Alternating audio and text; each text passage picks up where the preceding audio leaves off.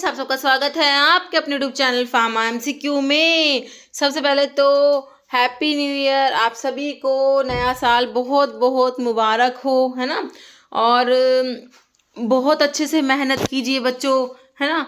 जो भी बच्चे हैं जो सेलेक्ट हो चुके हैं उनको लास्ट ईयर कॉन्ग्रेचुलेशंस, और जो मेहनत कर रहे हैं उनको ऑल द बेस्ट। बहुत अच्छे से हमने पढ़ाई करनी है और अपना जो है गवर्नमेंट जॉब लेनी है। ओके बच्चों, तो नए साल की आपको बहुत बहुत शुभकामनाएं। अभी हम जो है रेलवे का पेपर डिस्कस कर रहे थे बच्चों, उसी को कंटिन्यू करते हैं। 20 क्वेश्चंस हमने डिस्कस करे थे रेलवे का 2025 का तुम्हारा जो पेपर है। ओके, तो नेक्स्ट क्वेश्चंस, आगे के क्वेश्चंस इस वीडियो में मैं आप लोगों के लिए लेके आई हूँ। ओके बच्चों, तो सभी गवर्नमेंट फार्मासिस्ट एग्जाम्स के लिए हमारे क्वेश्चंस इंपॉर्टेंट होते हैं। आपको पता ही है बच्चों, 5000 प्लस वाली एक सीरीज है, उसे फॉलो कर लो, बहुत इंपॉर्टेंट है आपके सभी अपकमिंग गवर्नमेंट फार्मासिस्ट एग्जाम्स के लिए, चाहे वो स्टेट का चाहे सेंट्रल लेवल का है। अभी आप लोग देख रहे हो, आपको वैकेंसीज देखने को मिल रही है हर जगह, है ना। और ठीक है, और बच्चों फार्मा एमसीक्यू ऐप जो है वो भी अवेलेबल है, जिसे आप प्ले स्टोर से डाउनलोड कर सकते हो। बाकी वीडियो के डिस्क्रिप्शन बॉक्स में ऐप की लिंक है, जहाँ पर टेस्ट सीरीज है, क्रैश कोर्स है। ओके, और जो है अभी न्यू ईयर पे डिस्काउंट भी वहाँ पर ऐप में चला हुआ है, तो आप विजिट कर सकते हो। अभी क्वेश्चन देखें, characteristic of consumer behaviour is a process where consumer decides whether, है ना।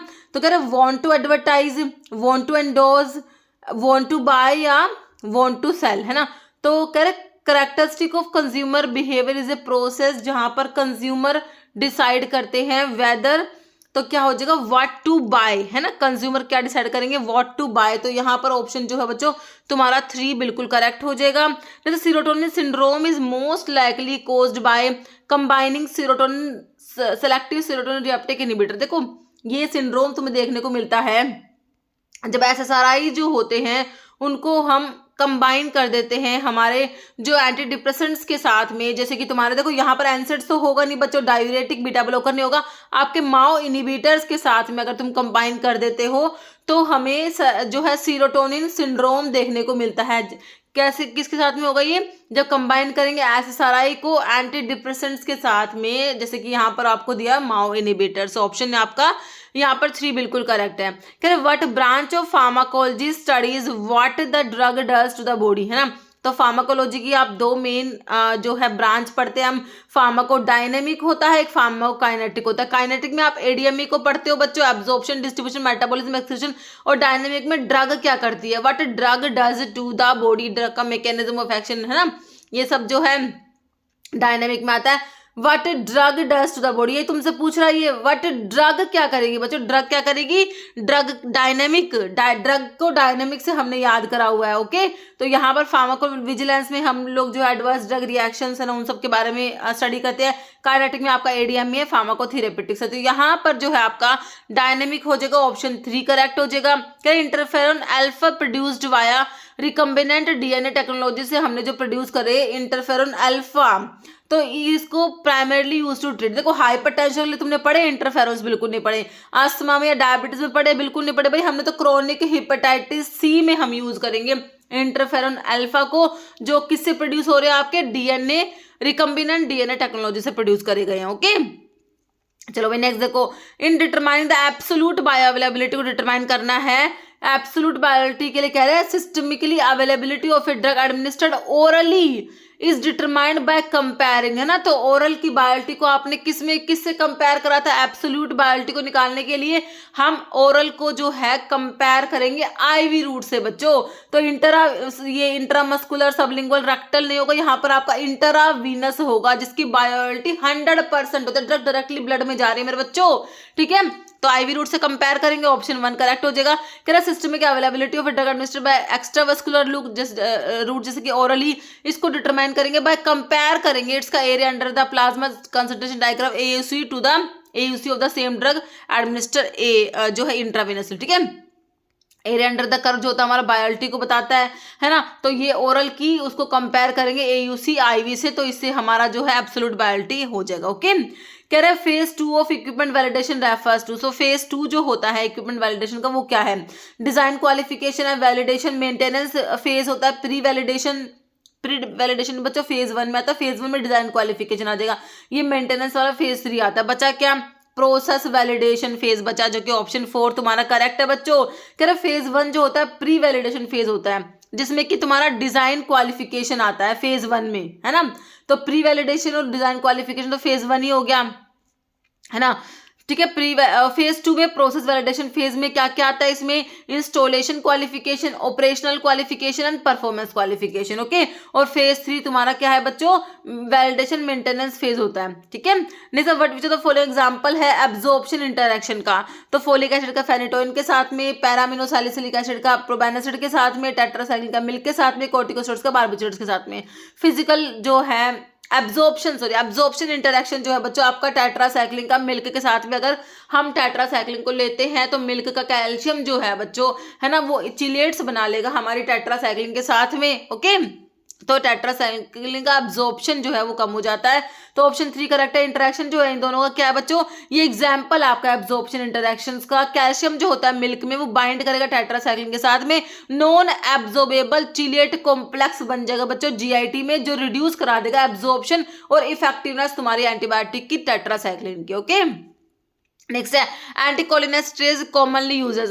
तो एंटीकोलिनेस्ट्रेज जो होता है बच्चों एसिटाइलकोलिन जो होता है उसकी हाइड्रोलिसिस कराता है, जो एसिटाइलकोलिनेस्ट्रेज एंजाइम उसको इनिबिट कराने वाली ड्रग तुम्हारी एंटीकोलिनेस्ट्रेज होती है। तो इसमें तुमने रिवर्सिबल और इरिवर्सिबल पढ़ रखे हैं, बिल्कुल पढ़ रखे हैं। तो कह रहे कि इनका यूज क्या है, एग्रीकल्चर फर्टिलाइजर के रूप में तुम इनको यूज करोगे, एग्रीकल्चर हाउस होल्ड इंसेक्टिसाइड के रूप में, या फिर तुम इनको इंडस्ट्रियल पेस्टिसाइड फंजिसाइड। तो ये हमारे क्या इंसेक्टिसाइड के रूप में यूज होता है, एग्रीकल्चरल और हाउस होल्ड इंसेक्टिसाइड बच्चों तुम्हारा करेक्ट हो जाएगा ऑप्शन 2।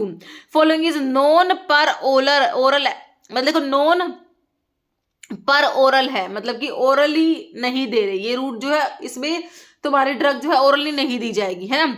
एक्स्ट्रा वस्कुलर रूट और अदर रूट, दूसरे रूट पर इसका एडवांटेज क्या है, एक तो तुम देखो ओरली नहीं दे रहे तो जो फर्स्ट पास मेटाबॉलिज्म होता है ड्रग का, है ना, ओरल रूट से ज्यादा होता है, एक तो वो नहीं होगा, ये एडवांटेज है इसका। तो अगर एनहेंस होगा जीआईटी, मोटिलिटी फास्ट होगा, डिग्रेडेशन ड्रग का डिग्रेडेशन फास्ट नहीं होगा क्योंकि हम उसको ओरल रूट से दे रहे, जो फर्स्ट पास मेटाबॉलिज्म होता है लीवर में जाके वो नहीं होगा, है ना। फर्स्ट पास तो होगा ही नहीं, अवॉइड होगा, हाँ अवॉइड होगा फर्स्ट पास मेटाबॉलिज्म, है ना। तो इसमें जैसे कि तुम टॉपिकल देते हो, है ना, और जो ये वाले रूट आ जाएंगे इसमें, जैसे नॉन पर ओरल है तो इसमें आपका ओरल रूट नहीं आएगा। ओके, बाकी एक्स्ट्रा वस्कुलर है तो इसका एडवांटेज क्या है, अवॉइड होता है इसमें फर्स्ट पास मेटाबॉलिज्म। करें which agency overseas pharmacovigilance in India, है ना। तो कौन सी एजेंसी है तुम्हारा, CDSCO, WHO, FDA या EMA, है ना। तो ये फुल फॉर्म सभी की आपको आनी चाहिए बच्चों। तो आपका CDSCO हो जाएगा, ऑप्शन 1 करेक्ट हो जाएगा। करें CDSCO जो होता है आपका central drug standard control organisation under the drug controller general of India is a central authority responsible होती है, रेगुलेट करती है फार्मास्यूटिकल्स को और मेडिकल डिवाइस को इंडिया में। It plays a key role in monitoring drug safety and effectiveness including receiving and acting on recommendation from the pharmacovigilance programme of India. Okay, next है which material preferred for parenteral drug packaging के लिए, chemical inertness की वजह से। तो parental drug की packaging के लिए आप type 1 glass highly resistant borosilicate glass को यूज कर लेते हो बच्चों, है ना। Aluminium foil, polythene, polymer chloride, नहीं आपका borosilicate glass, highly resistant borosilicate glass हम लोग यूज कर लेते हैं। यहाँ पर ऑप्शन 4 हमारा करेक्ट है। करें following is are use to make homogeneously dispersed aerosol preparation तुमने बनाना है, क्या यूज करोगे, बाइंडर यूज करोगे बच्चों, सर्फेक्टेंट, ग्लाइडेंट। तो ग्लाइडेंट फ्लो प्रोमोटर्स होते हैं ना, टैबलेट्स कैप्सूल्स में तुम इनको यूज कर रहे होते हो। डिटर्जेंट्स का क्लीनिंग एक्शन होगा, बाइंडर तो भाई जो है ये भी हम यूज करते हैं टैबलेट कैप्सूल्स में हमारे, है ना। तो सर्फेक्टेंट यहाँ पर हमारा यूज होता है होमोजीनियसली डिस्पर्स्ड एरोसोल प्रेपरेशंस को बनाने के लिए सर्फेक्टेंट यूज होते हैं, जो सरफेस एक्टिव एजेंट्स होते हैं इनको यूज करते हो होमोजीनियसली डिस्पर्स्ड आपका जो एरोसोल प्रेपरेशंस को बनाने के लिए, पर्टिकुलर इन केस जहाँ पर सॉलिड पार्टिकल डिस्पर्स्ड होते हैं लिक्विड या गैसेस मीडियम में, है ना। ठीक है, सर्फेक्टेंट व्हेन यूजेस जब इनको एज अ वेटिंग एजेंट्स या फिर डिस्पर्सिंग एजेंट्स की तरीके से यूज करते हो तो ये क्या कराते हैं बच्चों, सरफेस टेंशन को रिड्यूस करा देते हैं, एंश्योर द सॉलिड पार्टिकल्स या लिक्विड ड्रॉपलेट्स यूनिफॉर्मली डिस्ट्रीब्यूटेड होते हैं through out the formulation, preventing clumping या सेपरेशन। ओके, नेक्स्ट देखो, main purpose of consuming functional foods. भाई फंक्शनल फूड्स को जो है कंज्यूम करने का मेन पर्पस क्या होता है? देखो, एनहेंस करना फ्लेवर मील्स में, तो ये तो कोई पर्पस नहीं होगा। सपोर्ट करना specific body function and prevent disease, replace regular medicine या गेन वेट क्विकली। तो क्या होगा? Support specific body functions and prevent disease. तुम्हारा बच्चों ऑप्शन 2 करेक्ट हो जाएगा। कह रहे following is based on highly specific biological interaction between two molecules के बीच में जो है हाईली स्पेसिफिक बायोलॉजिकल इंटरेक्शन पे बेस्ड है। Gas chromatography, HPLC, gel electrophoresis, affinity. तो बच्चों तुम्हारी एफिनिटी क्रोमेटोग्राफी होती है। एफिनिटी नाम से पता लग रहा है एफिनिटी है बच्चों, है ना। तो हाईली स्पेसिफिक बायोलॉजिकल इंटरेक्शन जो होता है दो मॉलिक्यूल के बीच में, उसके ऊपर बेस्ड है तुम्हारा एफिनिटी क्रोमेटोग्राफी। तो एक सेपरेशन का बच्चों टेक्निक होता है जहाँ जो specially relies on the highly selective and reversible biological interaction between two molecule, जैसे कि एंजाइम और सबस्ट्रेट या इनहिबिटर के बीच में, एंटीजन एंटीबॉडी के बीच में, रिसेप्टर और लिगेंड के बीच में। ओके, नेक्स्ट देखो, orange peel effect can be mitigated by. तो इसको मिटिगेट करने के लिए हम क्या करते हैं बच्चों? डिक्रीज करेंगे स्प्रे का डिस्टेंस, ऐड करेंगे मोर टैल्क कोटिंग फॉर्मूलाज में, या फिर यूज करेंगे फाइन स्प्रे नोजल्स को, या फिर स्लो डाउन कर दोगे कोटिंग पैन की स्पीड को। तो हम क्या करेंगे भाई? फाइन स्प्रे नोजल्स को यूज करेंगे। ओके, तो ऑप्शन 3 हो जाएगा। कह रहे ऑरेंज पील जो इफेक्ट है टैबलेट की कोटिंग का एक डिफेक्ट होता है बच्चों ये, ठीक है। तो ये होता है इनएडिक्वेट spreading of coating solution before drawing. इसकी वजह से तुम्हारा ऑरेंज पील इफेक्ट तुम्हें देखने को मिलता है, ठीक है। तो कह रहे can be a result of large spray droplet की वजह से ये हो सकता है that do not coalesce properly on the tablet surface, ठीक है। तो हम प्रॉपर जो है क्या फाइन स्प्रे नोजल्स को यूज करेंगे, तो ये क्या करेंगे? Help to atomise the coating solution into smaller and more uniform droplet. ये जो स्मॉलर ड्रॉपलेट्स होती है, स्प्रेड होती है, कोएलिस होती है more effectively on the tablet surface before drying, which result is smoother more uniform finish, mitigate the orange peel defect. Okay, next देखो, meiosis result in number of cells are form. देखो एक तुम्हारे cell division में एक तो mitosis होता है, एक मियोसिस होता है। मियोसिस में क्या होता है बच्चों? जैसे तुम्हारे 2n सेल थी, है ना, 2n से 2 सेल बनेंगी, वो दोनों 2n ही रहेंगी बच्चों, है ना। क्रोमोसोम का नंबर सेम ही रहता है, ये जैसी ये थी वैसी ही रहती है। अब माइटोसिस में बता रही हूँ मैं तुमको। अब मियोसिस में क्या होता है? जो तुम्हारी 2n थी वो क्या बन जाएगी? nn बन जाएगी, क्रोमोसोम का नंबर हाफ हो गया। ये तो मियोसिस 1 हुआ। अब मियोसिस 2 होता है जिसमें फिर ये n बन जाएगा, मतलब कि एक सेल से कितनी बन गई? तुम्हारी 4 सेल बन गई, लेकिन इसमें क्रोमोसोम का नंबर हाफ हो गया मेरे बच्चों। यहाँ पर सेम था, ये याद रखना है ना। ये डिप्लॉइड की डिप्लॉइड थी, ये हैप्लॉइड हो गई। तो ये मैंने तुम्हें डिफरेंस भी बता दिया माइटोसिस मियोसिस में, है ना। तो इसमें सिर्फ एक ही डिवीजन हो रहा था, इसमें 2 डिवीजन है मियोसिस में। और इसमें जो क्रोमोसोम का नंबर सेम था, इसमें क्रोमोसोम का नंबर आधा हो गया, हाफ हो गया। और ठीक है, और जो है इसमें 2 सेल बनी थी और इसमें 4 सेल बनी। अभी तो कह रहे meiosis result in dash number. इसमें अभी तो मियोसिस में पूछा है, माइटोसिस में तुमसे पूछ ले तो हम बता सकते हैं भाई माइटोसिस में 2 बनती है, मियोसिस में 4 बनती है। बस अंतर है, माइटोसिस में तो क्रोमोसोम का नंबर डबल था, लेकिन मियोसिस में आधा हो गया। गैमेट्स वगैरह में मियोसिस होती है बच्चों, है ना। बाकी माइटोसिस आपकी सारी सेल्स में माइटोसिस होती है। तो यहाँ पर मियोसिस में कितनी सेल्स बनी बताओ भाई? 4 बनी। भाई क्रोमोसोम का नंबर तो भाई आधा हो गया, हैप्लॉइड बनी बट 4 बनी, ठीक है। तो हम ऑप्शन जो है 1 कर देंगे। 4 और 2 बनती जब तुम्हारा माइटोसिस होता, ठीक है बच्चों। तो यहाँ पर मेरे बच्चों ने ऑप्शन 1 बिल्कुल करेक्ट सोचा है। कह रहे meiosis 2 stage cell division process बिल्कुल होता है, जिसमें क्या बनता है? 4 डॉटर सेल्स बनती है from a single parent cell से। 4 डॉटर सेल्स बन रही है, रिजल्टिंग सेल्स हैप्लॉइड होती है बच्चों। क्रोमोसोम का नंबर आधा हो गया, meaning they have half the number of chromosome as the original diploid parent cell. मैंने तुमको अभी बताया कि भाई 2n था तो nn हो जाएगा, फिर दोबारा इससे nn हो जाएगा, इससे nn हो जाएगा। ये मियोसिस 1, ये मियोसिस 2। तो एक सेल से बन गई 4 सेल, क्रोमोसोम का नंबर हो गया आधा। समझ आया? बिल्कुल आया। Meiosis type of cell result in the formation of 2 daughter cells. Mitosis की बता रहे हैं ना, इसमें 2 डॉटर सेल बनी। तो माइटोसिस में क्या था? 2n था, इसे 2n बन गया, ये भी 2n बन गया। ये माइटोसिस है, 2 सेल्स बनी, क्रोमोसोम का नंबर सेम था, डिप्लॉइड का डिप्लॉइड ही था, ठीक है। सिंगल पेरेंट सेल से 2 सेल्स बनेंगी, डिप्लॉइड होंगी। दी सेल्स जेनेटिकली आइडेंटिकल होती है, ओरिजिनल पेरेंट सेल की जैसी होती है, और सेम नंबर ऑफ क्रोमोसोम्स इनमें होते हैं, है ना। सही है भाई, बिल्कुल सही है। प्राजोसिन क्या है भाई तुम्हारा? सेलेक्टिव क्या होता है? बीटा 1 के ब्लॉकर में नहीं आता भाई, वहां पर तुम्हारा एटिनोलोल ये सब आएंगे। बीटा 2 के एगोनिस्ट में भाई हमारा साल ब्यूटामोल, टर्ब्यूटालीन, सार्मेटिरोल, फॉर्मेटिरोल, बेमिटिरोल। बीटा 2 के एगोनिस्ट होता है, ब्रोंकोडायलेटर होता है, ब्रोंकोप्लाज्मा में यूज कर रहे होते हो। नॉन सेलेक्टिव अल्फा ब्लॉकर में फेंटोलामिन, फिनॉक्सीबेंजामिन ये सब आते हैं। अल्फा 1 सेलेक्टिव ब्लॉकर में तुम्हारा आता है बच्चों प्राजोसिन, टिराजोसिन, डोक्साजोसिन, टैमसुलोसिन, जोसिन जोसिन जोसिन वाले क्या होते हैं? सेलेक्टिव अल्फा 1 ब्लॉकर होते हैं। क्लासिफिकेशन से क्वेश्चन है बच्चों, तुमने देखा है क्लासिफिकेशन से बच्चों तुम्हारे क्वेश्चन तुम्हें मिलते ही मिलते हैं। क्लासिफिकेशन तो हमारा काफी इंपॉर्टेंट होता है ना।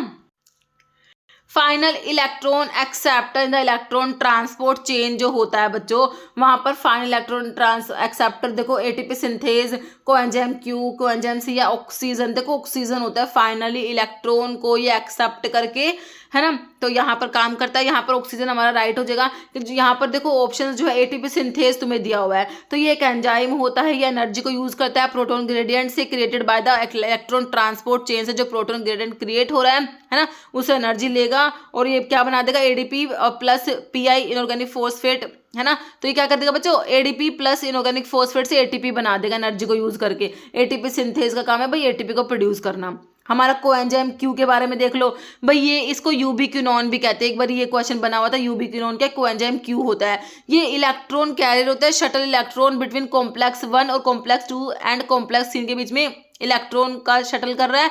और इंटरमीडिएट एक्सेप्टर होता है, फाइनल इलेक्ट्रॉन एक्सेप्टर नहीं है, इंटरमीडिएट बीच में आता है ये, है ना। फिर जो है साइटोक्रोम सी, ये भी इंटरमीडिएट कैरियर ही होता है। ये भी दूसरा mobile carrier small protein transfer electron complex 3 से कॉम्प्लेक्स 4 को ट्रांसफर करेगा, ये भी इंटरमीडिएट है। लेकिन जो फाइनल इलेक्ट्रॉन एक्सेप्टर तुम्हारे यहाँ पर ऑक्सीजन याद रखना है। ऑक्सीजन जो है फाइनल इलेक्ट्रॉन एक्सेप्टर होता है इलेक्ट्रॉन ट्रांसपोर्ट चेन में during aerobic respiration, at the end of chain के एंड में, है ना, स्पेशली इन कॉम्प्लेक्स 4 और cytochrome C oxidase electron transfer होता है, ऑक्सीजन मॉलिक्यूल्स के पास जाते हैं, which then combine with proton से कंबाइन करेगा माइटोकॉन्ड्रियल मैट्रिक्स से, प्रोटोन लेके उससे कंबाइन होकर वाटर बना देगा। ये स्टेप बहुत ही क्रूशियल होता है मेंटेन करने के लिए flow of electron through the channel allow the process of oxidative phosphorylation to continue which produce most of the cellular ATP, है ना। तुमने पढ़ा है जो हमारे एनएडीएच एफईडीएच बनते हैं उनसे एटीपी बनते हैं ऑक्सीडेटिव फॉस्फोरिलेशन के थ्रू बनते हैं बच्चों, है ना। तो यहाँ पर जो इलेक्ट्रॉन ट्रांसपोर्ट चेन है, यहाँ पर तुम्हारा फाइनल जो इलेक्ट्रॉन का एक्सेप्टर हमारा ऑक्सीजन, हमने याद रखना है ऑक्सीजन फाइनल इलेक्ट्रॉन को एक्सेप्ट करता है बच्चों, ठीक है। जो है ये ऑक्सीजन कंबाइन करेगा जो है प्रोटॉन के साथ में और बना देगा वाटर, ये फाइनल स्टेप होता है, ठीक है। कह रहे कॉम्बिनेशन ऑफ एस्पिरिन और paracetamol is said to have, भाई एस्पिरिन को दे रहे हो तुम, पैरासीटामोल के साथ में सिंपली इफेक्ट ऐड होता है बच्चों। देखो फंक्शनल एंटागोनिज्म नहीं होता, सुपरा एडिटिव कॉम्बिनेशन नहीं हो रहा, एडिटिव हो रहा है, एंटागोनिस्ट नहीं है, सिंपल इफेक्ट ऐड होता है। ओके जब हम दे रहे हैं एस्पिरिन को पैरासीटामोल के साथ में, तो ये एडिटिव ड्रग कॉम्बिनेशन में बच्चों तुम्हारा आ जाएगा। तो यहाँ पर तुम्हारा जो है बच्चों ऑप्शन जो है 3 बिल्कुल करेक्ट है। ओके बच्चों, तो इसमें इतने क्वेश्चंस थे, बाकी के क्वेश्चंस लेके आऊंगी इसके नेक्स्ट पार्ट में। ओके तो ठीक है बच्चों, मिलते हैं आप लोगों से इसी टाइप की नेक्स्ट वीडियो के साथ में। Okay thank you so much.